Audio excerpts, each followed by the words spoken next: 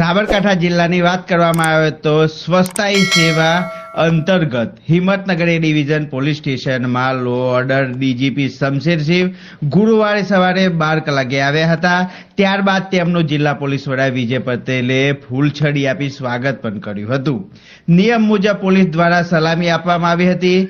મુલાકાતમાં ડીજીપી સાથે SP Vijay Patel, DYSP headquarter Payal Someshwar, Riya Zala, police station PI Bhavna Dodiya જોડાયા હતા। પોલીસ સ્ટેશનમાં વિવિધ વિભાગો દ્વારા થતી કામગીરી વિશે જાણકારી મેળવી હતી, કેટલીક સૂચનાઓ કર્યા હતા। ત્યારબાદ સાબરકાંઠા જિલ્લાના હોળ પોલીસ સ્ટેશનના અને જિલ્લા કંટ્રોલ રૂમમાં કાયમી મોબાઈલ નંબર વોટ્સઅપ સાથેના જાહેર કર્યા હતા।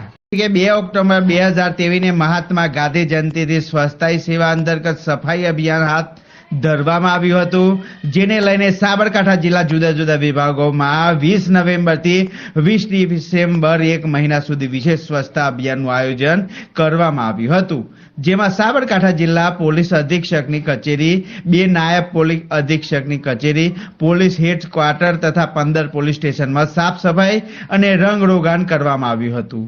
બિનજરૂરી મુદ્દામાલનો નાશ પણ કરવાની કામગીરી કરવામાં આવી હતી, તેમજ ફાઇલનું સુવ્યવસ્થિત વર્ગીકરણ કરવામાં આવ્યું હતું અને પોલીસ પ્રધાનમંત્રી શ્રીના આદેશ મુજબ પોલીસ ડિપાર્ટમેન્ટ દ્વારા સ્વચ્છતા અભિયાન ચાલુ કરવામાં આવ્યા છે અને તમામ પોલીસ સ્ટેશનની સફાઈ કરવામાં આવી રહી છે।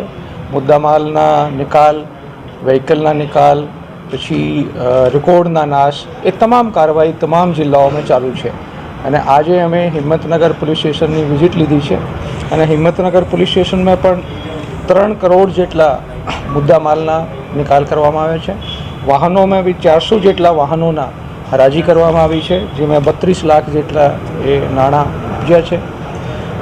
એની સાથે સાથે આપ જોયું કે તમામ કચેરીની તમામ જે શાખાઓ છે, તમામ ઓફિસ છે, એ તમામ સફાઈ કરવામાં આવી છે। એની સાથે સાથે આપણે જે ડિજિટલ યુગમાં પ્રવેશ કર્યા છે, તો પોલીસ સ્માર્ટ ટેકનોલોજીનો ઉપયોગ કરીને એના ફાયદા નાગરિકોને થાય એવા ઇનિશિયેટિવ લીધા છે। જે રીતે પાસપોર્ટ વેરિફિકેશન છે, એમાં હપ્તા વધારે લાગતા હતા, 10 દિવસ બી લાગતા હતા, મહિનાઓ બી લાગતા હતા।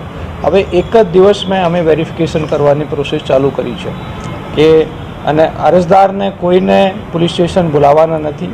પાસપોર્ટ વેરિફિકેશન માટે કોઈ પણ અરજદારને પોલીસ સ્ટેશન બોલાવવાની મનાઈ છે અને એને ઘરે જવાની પણ મનાઈ છે અને ઈ ગુજકોપમાં એમના ક્રાઇમ રેકોર્ડ વેરીફાઈ કરીને અને પાસપોર્ટ વેરિફિકેશનની પ્રક્રિયા કરવામાં આવે છે। એની સાથે સાથે ડિજિટલ ટેકનોલોજીનો ઉપયોગ કરીને ઈ